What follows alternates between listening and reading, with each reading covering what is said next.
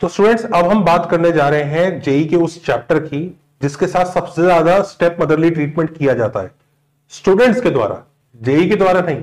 JEE तो इस chapter में से हर साल एक क्वेश्चन पूछता ही है। तो बच्चों, इस चैप्टर को इसलिए लोग नजरअंदाज थोड़ा सा कर देते हैं क्योंकि ये दूसरों से थोड़ा सा अलग दिखता है। कई इंस्टीट्यूट्स में तो उसको पढ़ाते ही नहीं है, ये सोच के कि भाई बच्चा अपने आप कर लेगा, और अपने आप कर भी सकता है क्योंकि ये चैप्टर थोड़ा सा इजी है। ये चैप्टर रैंक में हेल्प करेगा क्योंकि मार्क्स तो देगा ही और इजी क्वेश्चन आता है, तो इसको छोड़ के नहीं जाए। इसके लिए हम आपको कुछ इंपॉर्टेंट कॉन्सेप्ट बता रहे हैं, उनको नोट कर लीजिए। उतना भी आपने कर लिया तो आपका लिए बहुत अच्छा होगा। तो सबसे पहले इस चैप्टर के कुछ इंपॉर्टेंट कॉन्सेप्ट्स की लिस्ट है, प्लीज नोट कीजिए।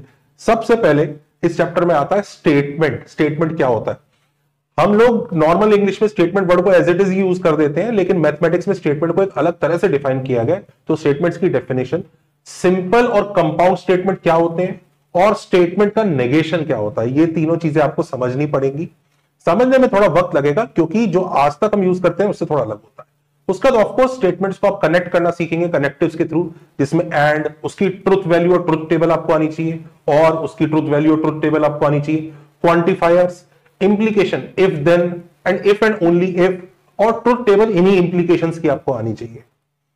नेक्स्ट चीज आती है बच्चों स्टेटमेंट्स का एल्जेब्रा, जिसमें idempotent law, commutative law, distributive law, De Morgan's law, identity law, complement law बहुत इंपॉर्टेंट है। एक बार आप इसकी डेफिनेशन समझ जाएंगे उतने से भी काम चल जाएगा। नेक्स्ट सेक्शन आता है बच्चों लॉजिकल इक्विवेलेंस का, जिसका सबसे पहले तो आपको मीनिंग ही समझना पड़ेगा। कॉन्ट्रापॉजिटिव का मीनिंग समझना पड़ेगा, कन्वर्स क्या होता है, किसी स्टेटमेंट का कॉन्ट्रेडिक्शन क्या होता है। ध्यान रखिए, आज तक ये सब शब्द हम यूज करते रहे, ये स्टेटमेंट कॉन्ट्रेडिक्ट कर रहा है, लेकिन उसका एक्चुअल डेफिनेशन इस चैप्टर में आता है। टोटोलॉजी एंड फॉलिसी आपको सीखना पड़ेगा। फिर स्टेटमेंट्स की वैलिडिटी आप कैसे चेक करेंगे, स्टेटमेंट्स की वैलिडिटी जिसमें पी एंड क्यू और पी और Q, if P then Q and if and only if, इसमें क्या फर्क होता है। इजी टॉपिक और डिफिकल्ट टॉपिक की जब बच्चे मुझसे पूछते हैं कि सर इस चैप्टर कुछ इजी टॉपिक बता दो, तो बेसिकली ये चैप्टर बिल्कुल भी टफ है नहीं। अगर आप इसको सिर्फ एक बुक से खुद भी पढ़ लेंगे और आपने को कोई नहीं भी पढ़ाएगा तो भी आप इसको सीख सकते हैं, कोई दिक्कत नहीं आएगी। इसलिए इस चैप्टर को कर लीजिए, कुछ भी मुश्किल है नहीं इसमें। Students ask me sir what are the prerequisites for this chapter, तो प्रीरिक्विजिट्स भी इसके बहुत ही सिंपल हैं।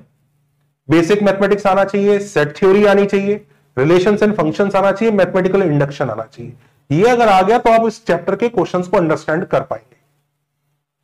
प्रीवियस ईयर वेटेज कि भाई इस चैप्टर से कितना आता है, अगर इसको छोड़ दूं तो कोई नुकसान होगा क्या, तो जेई मेंस में इसमें एक क्वेश्चन पक्का आता है। शायद ही कोई ऐसी शिफ्ट गई हो जेई की जिसमें इसके ऊपर क्वेश्चन ना आया हो। 2021 में वापस 4% के आसपास का वेटेज, 2022 में 4%, 2023 में 4% का वेटेज फिक्स है। जेई एडवांस में इस टॉपिक का कोई डायरेक्ट क्वेश्चन नहीं होता, पर फिर भी ये टॉपिक कंसेप्चुअली अगर आप सीख लेंगे तो एडवांस के लिए दूसरे चैप्टर्स में हेल्प होगी। आपको फंक्शंस, क्वाड्रेटिक, परम्यूटेशन, कॉम्बिनेशंस, उसमें हेल्प ही होगा, नुकसान नहीं होगा। फिर इस चैप्टर को करने की स्ट्रेटजी क्या है, तो बहुत ही सिंपल स्ट्रेटजी है। मात्र 4 आवर्स ऑफ क्लास लेक्चर्स की नीड होती है इस चैप्टर को करने की।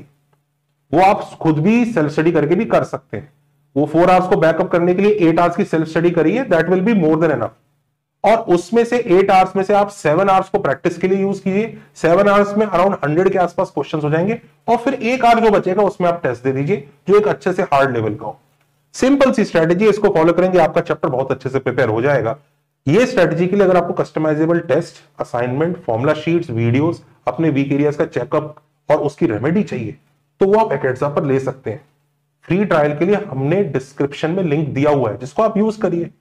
तो अगर आप इस चैप्टर को अच्छे से करके जाएंगे, एक क्वेश्चन पक्का हो जाएगा, तो क्यों छोड़ के जा रहे हैं, करके जाइए।